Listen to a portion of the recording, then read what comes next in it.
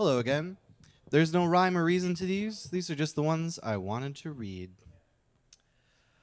Ooh, I got quiet. I like the attention. I'm feeling the anxiousness. My friends are like my favorite food. And you could call that concept simple if you want to, but the fact of it is that they're nourishing to me. They're salty, spicy, always somehow reminding me exactly what I need to keep going.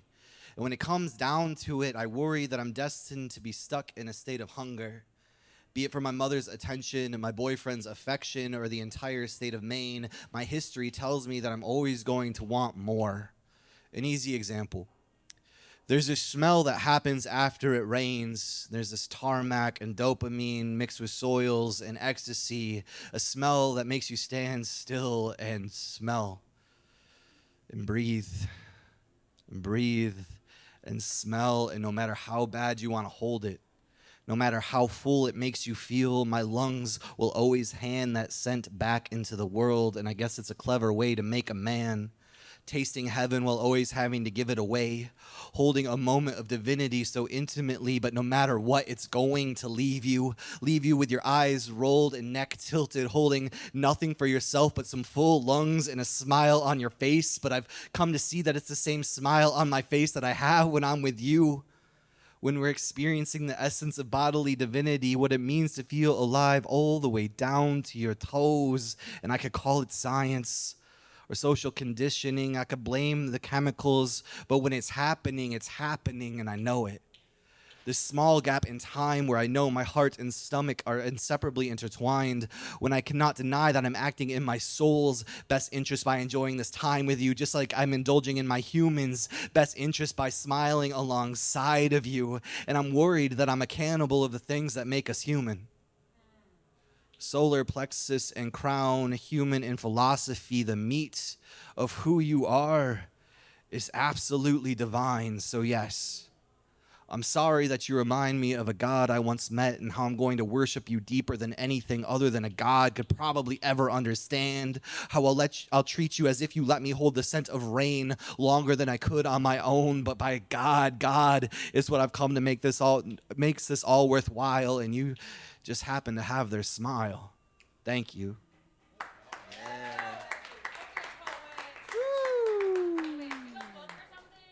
I do. I don't want to do that though. Okay, fine. Yeah, thank you. It's okay.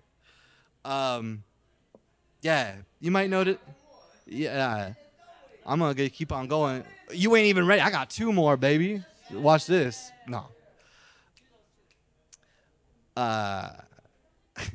I was ignorant enough to think that plants only flowered when they were happy.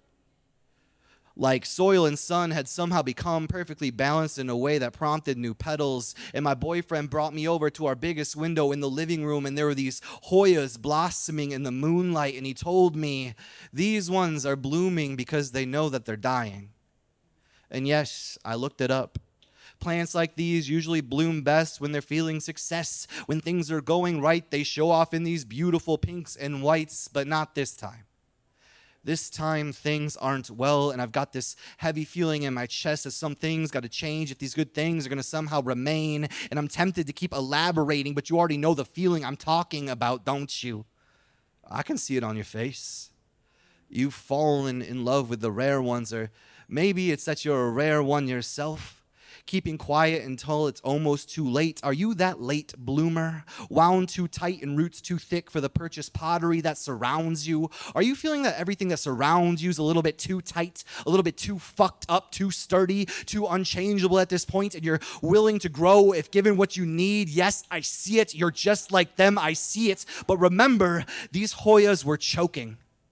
They were root-bound, stifled, and I could still sense that strength in them, and I still sense that strength in you. And despite how bad I want to give you everything, how deeply I want to give you all of me, you don't need more. Maybe you're like them, and you might just need a different angle of the sun, new shadows and shines, fresh soil, a space to grow, inspiration, a reason to grow, because they've outgrown their pot and they know it and I know it, and so do you. So if you were in their shoes, knowing there's only so much you can move on your own, stuck with the same two choices they have, give in or bloom, what would you do? Would you follow nature's lead and make that art and sing the songs and call the friends and head the march? Would you bloom fruitful even with a fearful death is around the corner? And maybe no matter what you do, you'd be proud of the fact that you bloom, that you made the choice to continue. And maybe I'm proud of you. And maybe I'm just high writing this in my living room, but these pink of these flowers is new to me and I feel like I know what they're going through. So maybe I'm praying for them. And maybe I'm praying for you, and maybe we're a garden, and maybe you know what I mean. But I'll bloom regardless of you do or not. To remind myself that things can be beautiful and more things than I thought of are true. To remember my faith in the gardener, be it my mother, my God, or you. Thank you. Yeah.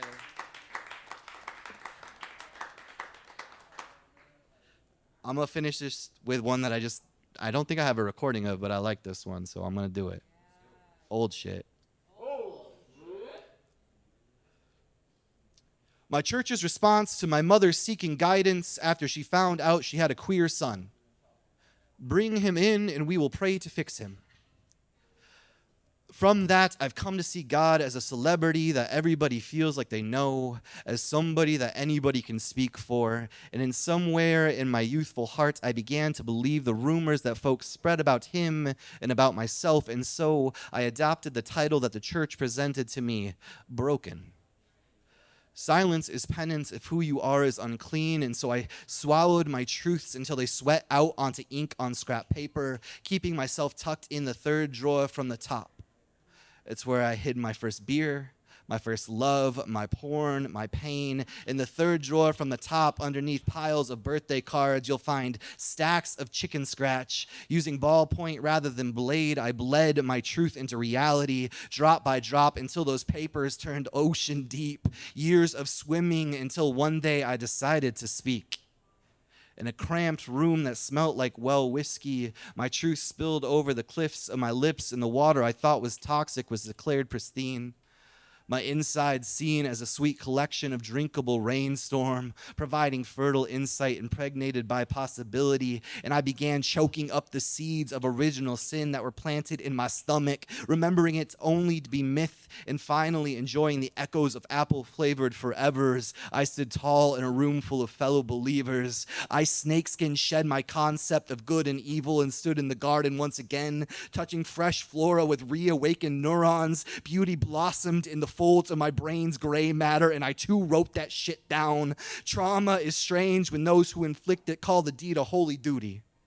Proclaiming themselves a deity, mouthpiece for one true king, using a self-appointed position to burn the safe places that hide the closets you hide in.